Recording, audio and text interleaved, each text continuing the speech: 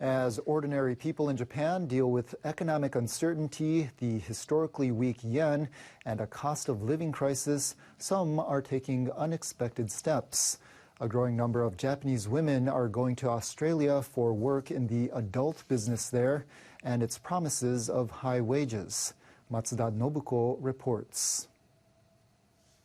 Accessible to anyone, this Australia-based website advertises adult services, displaying a long catalog of profiles featuring women claimed to be Japanese.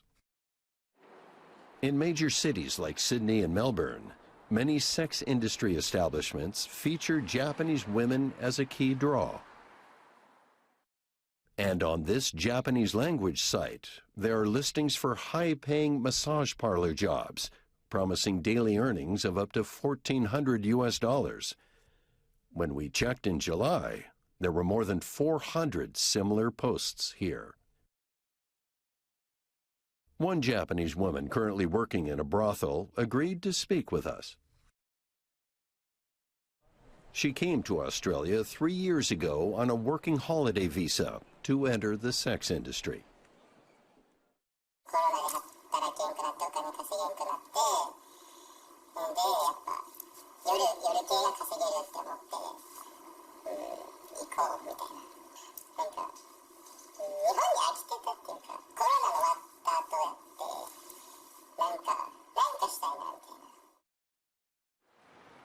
Post-pandemic, Australia has surged in popularity as a working holiday destination for young Japanese people.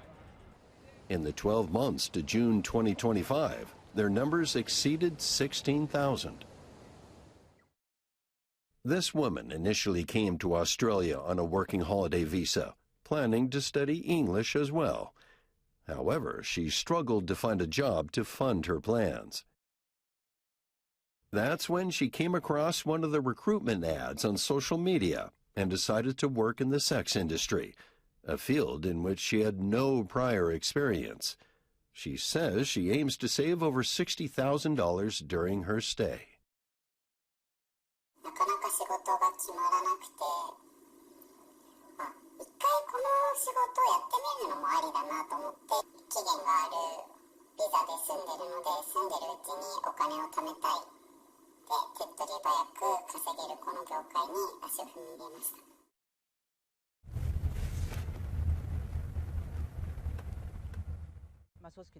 Retired Detective Sergeant Onuma Yuki is a 15-year veteran of the Victoria Police Force. Her job took her to various sex industry establishments, where she checked that women were not being forced to work and that conditions were safe. As Onuma sees it, the reality of the sex industry is fading into the shadows. Legal reforms 3 years ago removed the need for operators in the state of Victoria to hold special licenses or registrations.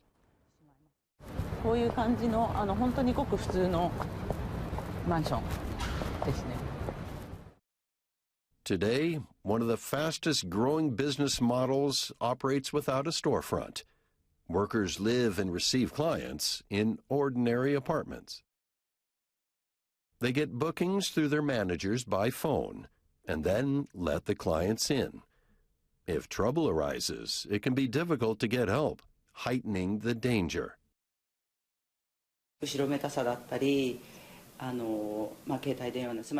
In many cases, people hesitate to report incidents, have their phones stolen and can't call for help, or feel too anxious about language barriers to contact authorities.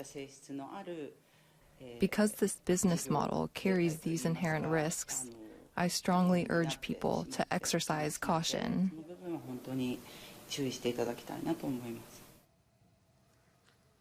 Earlier, my colleague Keiko Kitagawa talked with Matsuda Nobuko, who filed that report. Nobuko, it's quite a shock to hear about individual Japanese women choosing to do this kind of work abroad. What's behind that?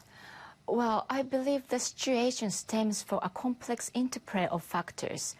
They include the widening wage gap between Japan and other countries, an uncertain outlook for the Japanese economy, personal financial hardship, and the historic depreciation of the yen.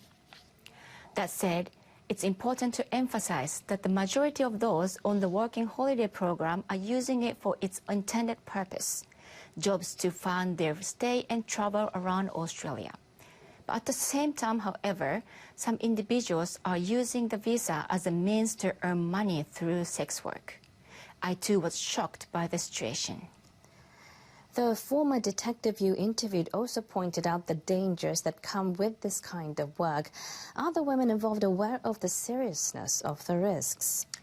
Well, the dangers associated with the sex industry, such as STIs and violence, are the same in both Japan and Australia.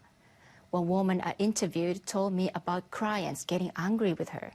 She tried to escape, but one forcibly grabbed her by the arm. And our client even used drugs right in front of her.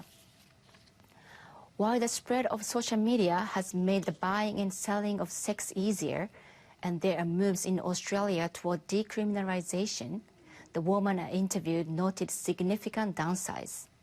They told me about the feeling of being treated like an object, the stress, and a tendency for the industry to demand youth. They emphasized that it's not a job to recommend simply because it's easy to earn money. We will continue covering the issue as long as the situation continues. Thank you for your insight.